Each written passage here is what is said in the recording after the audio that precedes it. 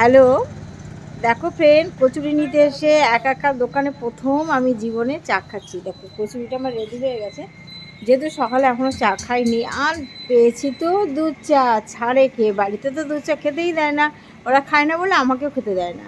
যাই হোক, এসে গেছি, এসে যখন পেলাম চা,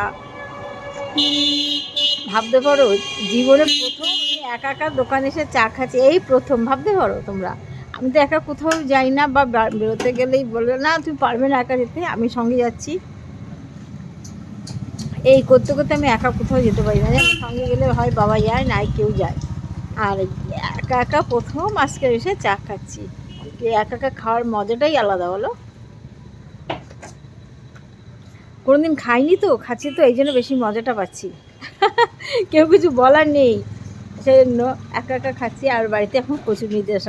আমি তো বেরোই না, আজকের ইচ্ছা করে বললাম, মেয়ে একটু, মামনিকে বললাম, মা একটু যাবো আমার মেয়েকে একটু কচুরি নিয়ে। বলে যাও মা, তুমি যাবে? আমি হ্যাঁ।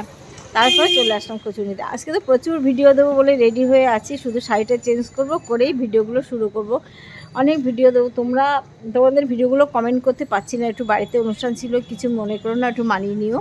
সব কটা ভিডিও আবার কমেন্ট করা শুরু করব। আর আমার ভিডিওগুলো তোমরা একটু দেখো।